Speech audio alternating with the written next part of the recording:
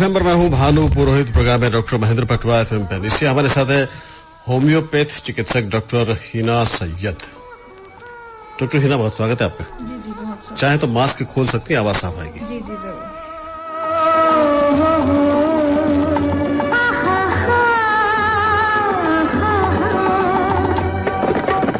तुझसे रंगत, तुझसे मस्ती, इन झरनों में, इन फूलों में।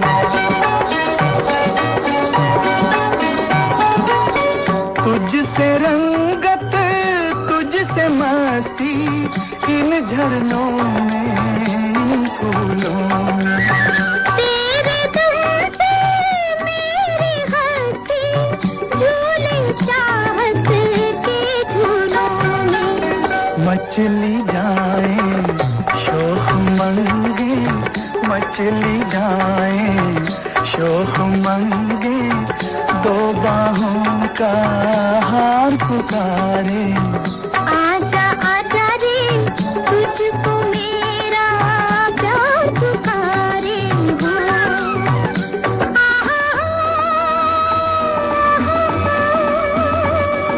हो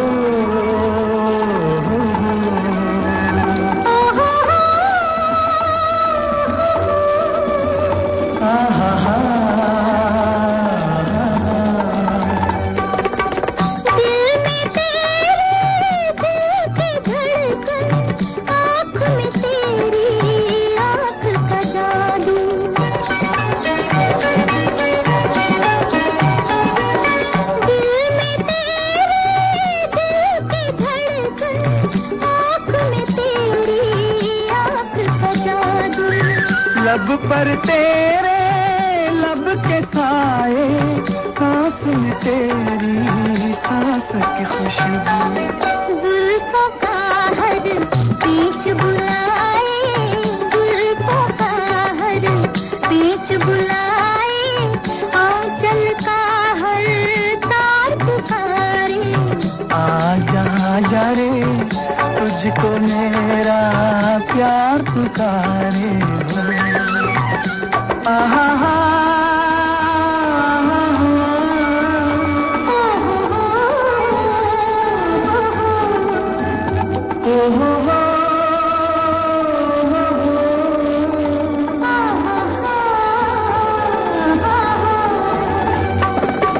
लाख बलाए सर पर टूटे, अब ये सुहाना साथ न छूटे।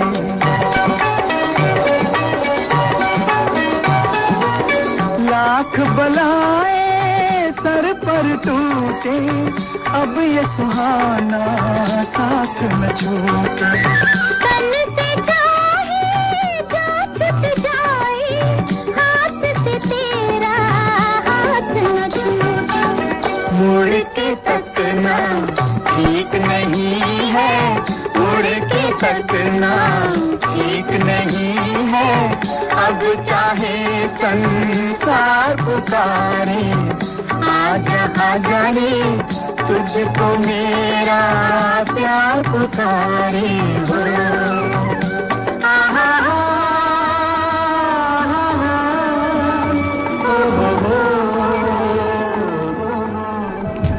बिल्कुल मौसम ही ऐसा है। डॉक्टर हिना कैसी हैं आप? बस बहुत बढ़िया हूँ, चल रही हूँ। अरे बदलते मौसम का कोई डॉक्टर पे फर्क पड़ता है कि नहीं पड़ता? जरूर पड़ता है, पड़ता है जरूर पड़ता है। प्रिकॉशंस रखने होते हैं। या मैं खुद अपना बताती हूँ कि मुझसे जैसे ही मौसम चेंज होता है मैं खुद पहले बीमार पड़ जाती हूँ क्योंकि शायद मुझे ऐसा लगता है मेरी इम्यूनिटी ज्यादा वीक है। जी, तो हम यही से बात शुरू करेंगे। अभी जो मौसम चल रहा है, जी जी, तो इसमें कौन सी इम्यूनिटी है जो सबसे ज्यादा जिससे फर्क पड़ता है? ओवरऑल हेल्थ ही पूरी इम्यूनिटी है एक तरह से। ओवरऑल हेल्थ बिल्कुल ठीक होनी चाहिए कुल मिला के। मतलब अभी जो इम्यूनिटी कमजोर हो जाती है उसके मतलब कुल मिला के अभी इम्यूनिटी पे ज्यादा असर जितना ज्यादा रेस्पिरेशन पे ज्यादा पड़ रहा है। क्या कारण मानती है इसका? यही है, सर्दी जुकाम ज्यादा हो रहा है। मतलब अपनी इम्यूनिटी ठीक नहीं है तो सर्दी जुकाम बुखार ये सब बढ़ रहा है। अच्छा, कई बार होता ही है कि हम वैसा ही खाना खाते हैं जी जैसा दूसरा खाते हैं। जी जी, और वैसे ही सारी प्रक्रियाएं जो होती है वैसे ही करते हैं, लेकिन वो अगला बंदा तो बिल्कुल बनियान में घूमे तब भी कुछ नहीं होता है। उनकी इम्यूनिटी स्ट्रांग होती है। खाने का बहुत फर्क पड़ता है इसके अंदर कि अपन जैसा जंक फूड और ये सब खाएंगे वो शरीर में कहीं नहीं लगेगा। जब तक हेल्दी डाइट नहीं लेंगे इम्यूनिटी स्ट्रांग नहीं होगी अपनी। घर में एक जैसा खाना सभी लोग खाते हैं, वो वैसा नहीं ना। अपन पहले क्या होता था कि खाना जो है वो आता था प्योर, अब मिलावट आ रही हर चीज में। अब आप दूध ले लो, कैल्शियम नहीं मिल रहा है शरीर को। कैल्शियम तो वैसे ही वीक ही है। अभी अपन कराने जाते हैं विटामिन डी सबका ही कम आता है क्योंकि ना हम धूप ले रहे हैं ना वैसा खाना खा रहे हैं। जी, वो तो है ही जी। लेकिन उसके बाद भी बॉडी आपकी कैसी है उसमें भी फर्क पड़ता है। जी जी, बहुत सूखी रोटी खाने वाला होता है उसकी भी बड़ी इम्यूनिटी पावरफुल होती है। जी जी जी, वो तो अभी यहीं से शुरू करते हैं कि इम्यूनिटी आपकी ठीक रहे जी, उसके लिए क्या क्या किया जाए और होम्योपैथ उसके लिए क्या सलाह देता है? मेरा मानना ये है कि योग करना बहुत ज्यादा जरूरी है। सुबह उठ के अगर हम वॉक करेंगे, एक्सरसाइज करेंगे तो बॉडी फुर्ती में आती है अपने आप। उससे क्या हमारा रेस्पिरेशन अच्छा होता है। अगर हम जैसे कि योग में सांस की प्रक्रिया करते हैं तो सांस लेने में कोई दिक्कत नहीं होगी। अगर ऑक्सीजन प्रॉपर पहुंचेगी तो सब बेटर रहेगा।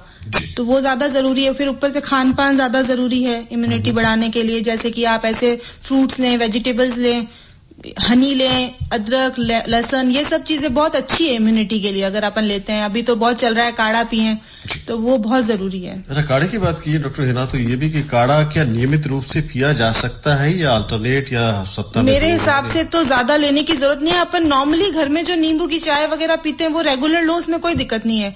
बाकी क्या है, अपन रेगुलर ज्यादा हो जाते हैं ना, उससे और दिक्कतें भी बढ़ जाती है। अब जो आर्थराइटिस का पेशेंट होगा, नींबू ज्यादा लेगा, उसको दिक्कत होने लग जाएगी, घुटनों में दर्द, जोड़ों में दर्द, ये सब चीजें रहेगी उसको। अगर रेगुलर नींबू लेने से होता है क्योंकि खटाई होती है ना, और जो जोड़ों के दर्द के लिए तो वो बहुत करती है इफेक्ट उसको, इसलिए। अच्छा, कोई नींबू सुबह सुबह पीना चाहे गर्म पानी के साथ? हाँ, पीते हैं लोग। तो उसको क्या सप्ताह में एक बार कर दें, 2 बार कर दें? खाली नींबू ना पिए ना, जैसे हनी मिला लिया, तो उससे भी क्या है ना, वेट लॉस में भी फायदा है और वैसे भी इम्यूनिटी अपनी स्ट्रांग रहती है गर्म पानी में पीने से। तो रोज पिए आप चाय से सुबह सुबह। लेकिन जो आर्थराइटिस के पेशेंट है, मतलब जिनके जोड़ों में तकलीफ हो, वो अवॉइड करें नींबू को। तब खटाई अवॉइड करे, चाहे नींबू ही क्या, कैसी भी खटाई हो। वैसे होम्योपैथ तो खटाई से बिल्कुल विरुद्ध है। हाँ, वो हमारी दवाइयों के साथ तो बिल्कुल अवॉइड ही करते हैं होम्योपैथिक्स के साथ। अच्छा, क्या ये सही है कि उसके बाद जो होम्योपैथी इलाज लेता है जी, उसको इलायची है या सुगंधित मसाला है या खटाई बिल्कुल एक्चुअली क्या होता है ना, हमेशा के लिए बंद नहीं होती है। क्या होता है कि हमारी जब दवाई जुबान पे काम करती है, तो जब मुंह में काम करेगी और खुशबू वाली कोई भी चीज अगर रहेगी मुंह के अंदर, तो दवाई बिल्कुल काम नहीं करेगी, क्योंकि हम डायरेक्ट टंग पे लेते हैं जी। इस वजह से कहते हैं कि खुशबू वाली चीज अवॉइड करनी है अपने को। जैसे इलायची हुई, इसकी खुशबू रहती है, आप चाय में डाल के पिए कोई दिक्कत नहीं है, लेकिन माउथ फ्रेशनर के रूप में कोई भी चीज आप खाएंगे तो दवाई के साथ वो इफेक्ट करेगी। फिर दवा लेने का आधा 1 घंटा आप अवॉइड करके ले लें, कोई दिक्कत नहीं है, उसमें कोई प्रॉब्लम नहीं। अभी जो सीजन चल रहा है जी, ये कौन कौन सी बीमारियां जी जी कि इस वक्त बीमारी इफेक्ट करने वाली है? सर्दी लगेगी, जुकाम, बुखार, इस सब चीजों के अलावा आप जैसे कि अस्थमा का पेशेंट है, वो ज्यादा परेशान रहेगा, उसे सांस लेने में दिक्कत रहेगी।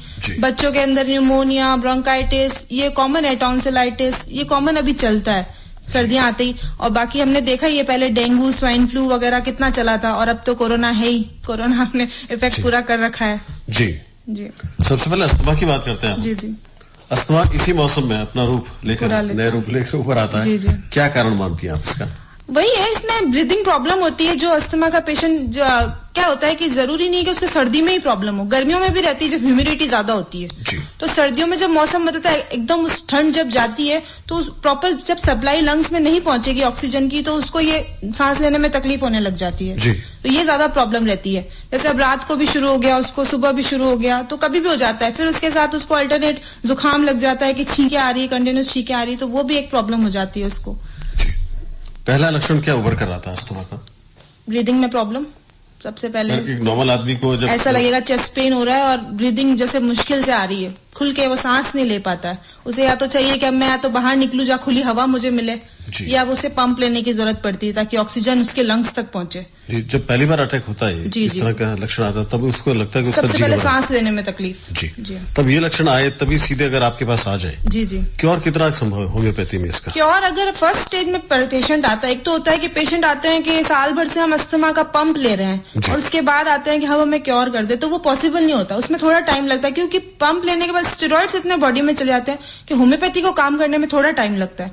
लेकिन ये है कि होम्योपैथी असर जरूर करती है। मैं खुद देखती हूँ पेशेंट काफी ठीक हो जाते हैं पेशेंट कि मतलब उनका पंप तो कम से कम छूट जाता है, फिर धीरे धीरे हम उन्हें अपनी लाइन पे ला सकते हैं, मतलब कुल मिला के। यानी कि अगर लंबा ट्रीटमेंट ले वो। जी जरूर। तो ये... और मैं चाहती हूँ कि सर्दी का जब मौसम जैसे बदलते मौसम में तो पेशेंट को कंटिन्यूस होम्योपैथिक ट्रीटमेंट रखना चाहिए। एलोपैथी तो नुकसान कर रही है उनको क्योंकि ऑलरेडी उनका इम्यून सिस्टम वीक है, तो होम्योपैथी वो कंटिन्यू रखें सर्दी के मौसम में तो ज्यादा बेटर है। अगर कोई डॉक्टर उनको इंग्लिश दवाइयाँ जो अंग्रेजी दवाइयाँ दे रहा है साथ साथ में वो भी ले सकता है? हाँ जरूर ले, एकदम हम दवाई बंद भी नहीं कराते, सब पैथी अपनी जगह सही होती है तो वो भी जरूरी होती है पेशेंट के लिए। एक बार ठीक होने के बाद अस्थमा जैसे होम्योपैथी से आपने ठीक किया उसको, जी उसके बाद दोबारा होने के चांसेस क्या कुछ रहते हैं, प्रिकॉशन रखने होते हैं उनको? पेशेंट के इम्यून सिस्टम पे डिपेंड करता है वो तो, कि हो भी सकता है और ना भी हो उसको। अगर वो प्रॉपर्ली ठीक हो गया, अगर एग्जैक्ट मेडिसिन लग गई तो वो प्रॉपर्ली ठीक भी हो जाता है तो वापस होने के चांसेस नहीं रहते, लेकिन फिर भी उसे बदलते मौसम में ध्यान रखने की जरूरत होती है।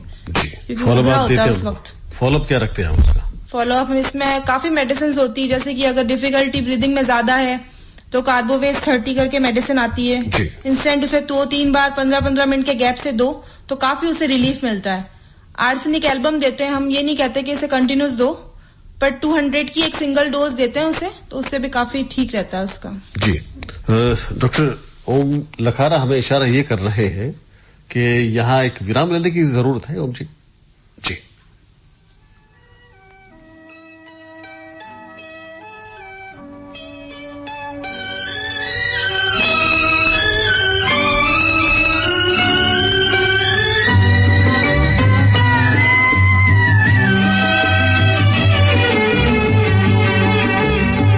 जो वादा किया वो निभाना पड़ेगा, रोके जमाना चाहे रोके खुदाई तुमको आना पड़ेगा।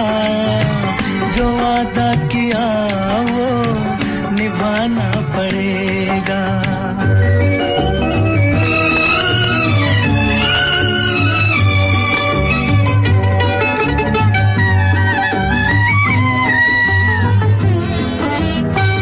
तरसती निगाहों ने आवाज दी है, मोहब्बत की राहों ने आवाज दी है। जाने हया जाने अदा छोड़ो तरसाना तुमको आना पड़ेगा। जो वादा किया वो निभाना पड़ेगा।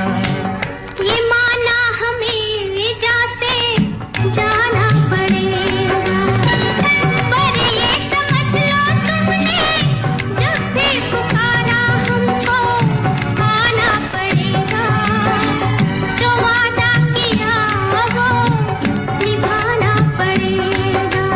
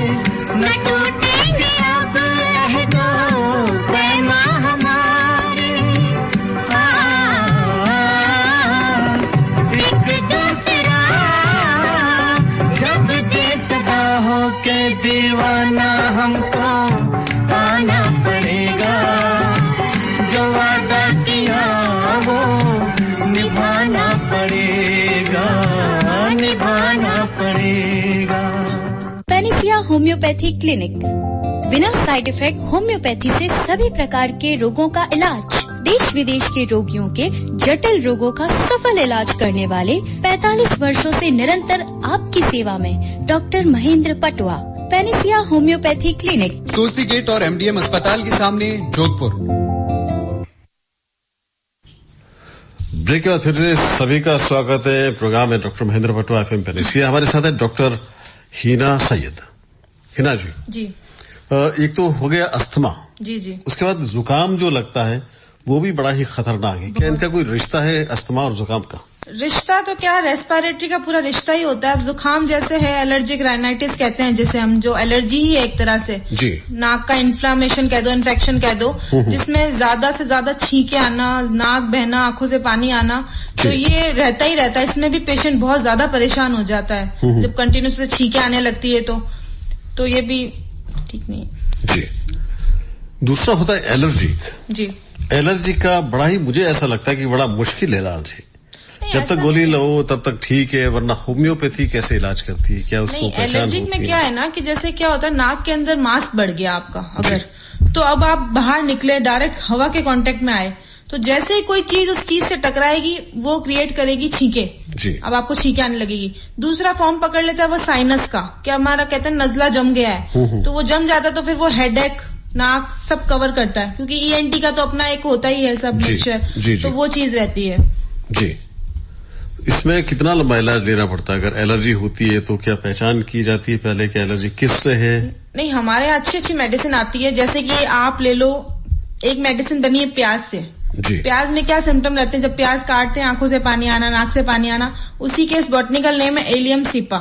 अच्छा, उस एलियम सीपा की हमारे पास मेडिसिन है, उसमें सेम यही सिम्टम है, आंखों से पानी आना, नाक से पानी आना। अच्छा, नाक से पानी इतना एक्रेड होता है कि जो अपना ये चीज होती है, टिप होता है, उसको जलन करती है वो जी। तो वो मेडिसिन बहुत अच्छी है अगर हम उसे दे तो पेशेंट को। एलियम सीपा हुई, लेमना हुई, ये जुकाम के लिए बहुत अच्छी मेडिसिन है। कंटिन्यूस अगर वो ले तो वो ठीक हो सकता है जी। होम्योपैथी में यही है कि कंटिन्यू लेना पड़ेगा आपको, ये नहीं कि आप 10 डेज में कवर हो गए तो आपने छोड़ दी। आप थोड़ा सा उसको 1-2 महीना या बदलते मौसम उसे कंटिन्यू रखें, ताकि अगले सीजन में वापस आपको पता चल जाए कि हमें ये हुआ या नहीं हुआ जी। नाक की एलर्जी से एक चीज और मुझे जहन में आई कि सुबह सुबह कई लोगों को उठते ही छींके, बहुत सारी छींकें आती है, तो ये क्या लक्षण है, किसका लक्षण? वही कारण है कि क्या होता है कि हम सीधे बेड से उठे और बाहर निकल गए जी, सीधा हवा का कांटेक्ट लगा और छींके शुरू हो गई। तो हमेशा ये ध्यान रखें उठते वक्त कि पहले हम बेड पे बैठे आराम से, फिर हम थोड़ी देर रिलैक्स हो वहीं पे अपने रूम में, फिर बाहर निकले, ताकि एकदम हवा के कांटेक्ट में ना आए। जैसे अब AC भी हम ऑन था, AC रूम से जैसे बाहर निकलते लोगों को छींके शुरू हो जाती है, तो वो होता है ना सरद गर्म का एक मौसम हो जाता है कि हम अंदर तो सर्दी में बैठे थे, बाहर निकले एकदम गर्मी, उस वजह से उसको ज्यादा प्रॉब्लम हो जाती है जी। मतलब आप अपने आप को मौसम के अनुसार होने देते हैं, एक्लेमेटाइज कर लें। हाँ जी जी। अच्छा, इसका कोई परमानेंट इलाज भी होता है? फिर होता है, लंबा इलाज ले तो लंबा इलाज है, लेकिन आप ठीक हो सकते हो। ऐसा कुछ नहीं होम्योपैथिक में जो ठीक नहीं कर सकती, सिर्फ यही है कि थोड़ा सा पेशेंस रख के दवाई को लेना पड़ता है, बस और कुछ नहीं। चलो इसी से को थोड़ा आगे और बढ़ाते हैं। पॉलिप होता है, नेजल पॉलिप, वही नाक में मांस बढ़ना जो मैंने आपको बताया ही है। क्या ये होम्योपैथी इसको ठीक कर सकती है बिना ऑपरेशन? जरूर कर सकती है। काफी पेशेंट हमने देखे हैं, मैं खुद क्लिनिक में काफी पेशेंट देखे हैं जो काफी रिकवर हुए हैं उससे जी जी। मतलब मांस अपने आप खत्म हो जाता है, जो बढ़ गया, फूल गया एक तरह से, तो वो धीरे धीरे दवाई उसको सुखा देती है, तो उसका वो प्रॉपर हो जाता है। हाँ, ये है कि एक होता है कि DNS होता है, डेविएटेड नेजल सेप्ट, जिसमें नाक की हड्डी टेढ़ी हो जाती है, उसको थोड़ा सा अपन को ठीक करना मुश्किल है, क्योंकि जब जो चीज प्रॉपर नहीं है उसको कैसे ठीक करोगे आप। उसकी वजह से भी लोगों के अंदर ये प्रॉब्लम रहती है, साइनस की या जुकाम की, या तो उसमें थोड़ा सा रिकवर करना मुश्किल हो जाता है। लेकिन ये है कि हम उसके सिम्टम के अकॉर्डिंग उसको चला सकते हैं कि आप लंबी मेडिसिन लेते रहो, इससे कोई साइड इफेक्ट है नहीं आप जी, तो ठीक हो वो कर सकते हैं। हाँ जी। इससे जुड़ा है खांसी भी है जी, खांसी, सूखी खांसी या बलगम वाली खांसी, और अभी कोरोना में कहते हैं कि खांसी भी इसका एक सिम्टम हो सकता है जी जी। तो बिना सिम्टम वाली जो जनरल खांसी होती है जी जी, उसका कैसे ट्रीटमेंट होता है, कितना लंबा होता है, क्या क्या सावधानी? खांसी के अंदर भी ड्राई हो गया, वेट हो गया, जैसा आप कह रहे हैं। अब ड्राई कफ में, सूखी खांसी में भी इंसान बहुत परेशान होता है कि जबरदस्ती चल रही है खांसी और कंटिन्यूस चल रही है, तो वो बहुत परेशान होता है। तो इसीलिए सलाह देते हैं कि गर्म पानी रेगुलर पीते रहे, मतलब गला साफ रहे आपका। कुछ भी ऐसा ठंडा, मीठा, खट्टा, तला हुआ कुछ भी ऐसा खाएं आप। पापड़ अपने खाने में इन्वॉल्व करें। हम कहीं भी जाते हैं रेस्टोरेंट्स में भी, तो पापड़ हमें देते हैं, हम मंगवाते हैं कि नहीं सलाद दो हमें, पापड़ दो हमें, उससे क्या रहता है, गला साफ रहता है। और वेट कफ में भी है, तो कफ क्या है कि हमारे अगर जमा हुआ है तो वो निकलता रहेगा, तो उसके लिए भी जब हम गरारे करेंगे तो ताकि कफ सारा बाहर आ जाए। कफ अंदर नहीं रहेगा तो खांसी की प्रॉब्लम नहीं रहेगी।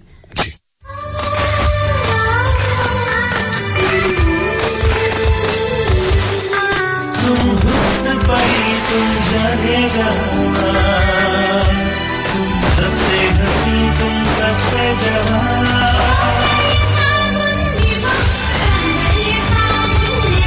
गीता, आज मुन्नी को पोलियो बूथ पर जरूर लाना। दीदी, इस कोरोना में? अरे इस समय भी पोलियो की खुराक उतनी ही जरूरी है। आखिर बच्चे की सुरक्षा का सवाल है। और निश्चिंत रहो, पोलियो बूथ में कोरोना से बचाव का पूरा ख्याल रखा गया है। समझ गई दीदी, मुन्नी को अभी लेकर आती हूँ। जन्म से लेकर 5 वर्ष तक बच्चे को पोलियो की खुराक जरूर दिलवाएं। 2 बूंद हर बार जीत रहे बरकरार। अधिक जानकारी के लिए आशा, एनएम और आंगनवाड़ी कार्यकर्ता से संपर्क करें। स्वास्थ्य एवं परिवार कल्याण मंत्रालय द्वारा जनहित में जारी।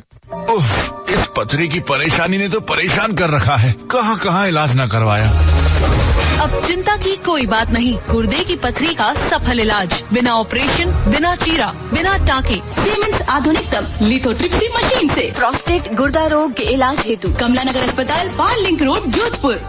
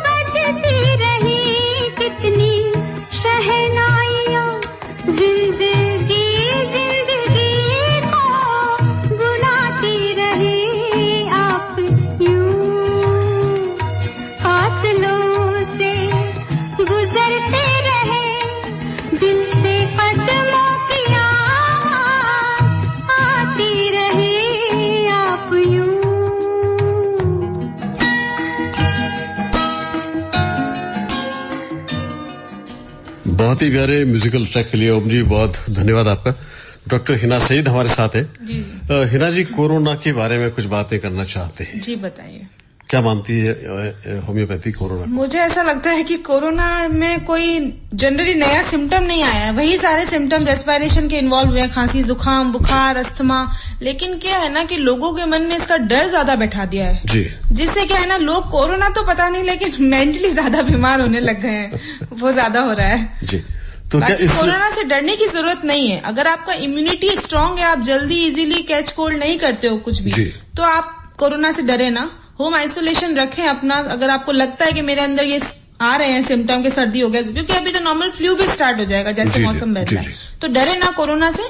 7-8 दिन अपने को घर में थोड़ा रखें, क्योंकि हर एक टाइम पीरियड रहता ही है 7 दिन का, कोई भी फ्लू हो जाए तो 7 डेज तो आपको वेट करना ही पड़ता है जी। अच्छा, ये जो डर है जी, डर को डॉक्टर क्या मानते हैं? इससे इम्यून अपना कम हो जाता? ऑब्वियसली होता ही है। डर रहेगा इंसान का कि नहीं मुझे कोरोना हो गया है, मेरे घर वालों को हो जाएगा, तो उसके मन में एक डर बैठ जाता है, तो इससे इम्यूनिटी इसकी ऑलरेडी वीक होती जाती है फिर। अच्छा, कोई ऐसा सेंटेंस बोल देगा इस कोरोना की ऐसी की तैसी? या आजकल होता है कि अभी मतलब अपने यही देख लो, क्या होता रहेगा कोरोना, लोग तो घूम रहे हैं मजे से, कोई मास्क नहीं, कोई वही, मतलब उनको डर मिट गया उनका कि अब इतने टाइम से चल रहा है। जो शुरुआत में एक डर बैठा था, अब उतना डर नहीं रहा। यानी कि डर की भावना निकाल दें, लेकिन सावधानी आप रखें। सावधानी जरूरी है, बहुत जरूरी है सावधानी। लेकिन आप जब स्टूडियो में आई थी तब भी आपके मास्क लगा था, जब बोलना शुरू किया तब भी आपके मास्क लगा था। घर में छोटा बच्चा है, घर में बुजुर्ग है, तो ध्यान रखने की अपने को जरूरत है, अपन बाहर निकल रहे हैं तो। जी, तो कोरोना का भी आपके होम्योपैथी में? जी, अभी कोरोना का इम्यून सिस्टम के हिसाब से हम लोगों ने मेडिसिन दी है, आर्सेनिक एल्बम 200, जिसकी सिर्फ सिंगल डोज दी है हमने। तो अभी तक तो ऐसे पेशेंट मैंने देखा नहीं है कि उसे कोरोना हुआ है। अभी खूब क्लिनिक से दी गई है मेडिसिन। जी, तो अभी इतना लगा। जिनको आर्सेनिक दी गई थी, जी, उनका कुछ आपने फॉलोअप रखा है कि उनको क्या असर पड़ा, इस पे क्या हुआ?